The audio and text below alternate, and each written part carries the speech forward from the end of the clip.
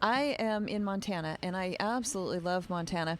And I started doing some research for a historical book that was being that was being purchased by a traditional house, and I ended up finding all of this really obscure, beautiful, wonderful material about the people that founded the state of Montana and when Montana became a state.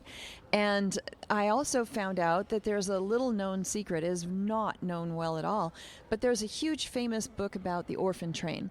Well, as a matter of fact, the cast-offs of that orphan train that didn't work out in the farms of the families or that didn't get taken were dumped off in the streets of Helena, Montana.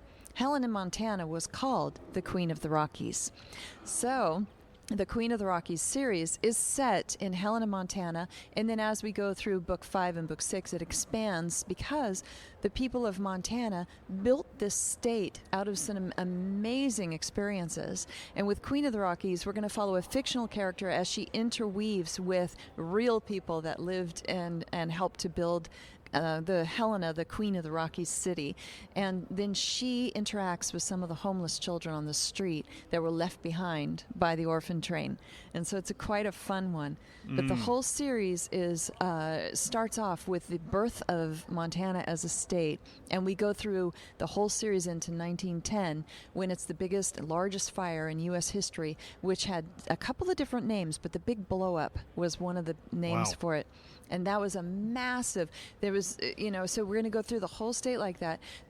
And that last book in the series will come out in February. This one comes out, Queen of the Rockies, it starts off in September. And it goes through where it was at the very tail end of when there were indentured servants. And I don't know if most people know, indentured servants could be indentured from birth. And were often indentured when they're between 5 and 7 years old. And the U.S.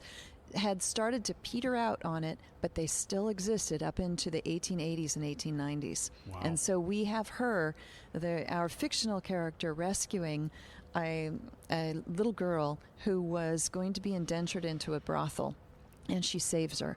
And because she saves her, she steals her off the streets. And now her reputation is suspect because she's acted illegally. And the question is, sometimes, what do you do when you're faced with what is right and what is wrong? And you could lose everything because you stand up courageously for what is right. That's what that book's about.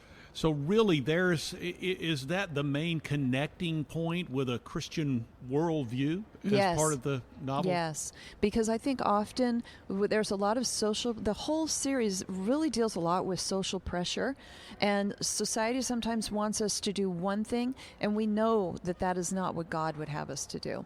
And how do you stand up in the face of society's pressures and demands on you when that is not what God would have you do?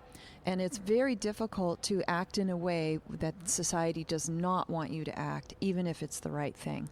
So standing up for what you believe in, very important. We need to be challenged in that. And sometimes you cannot challenge somebody right in their face. Sorry, folks, I'm clapping.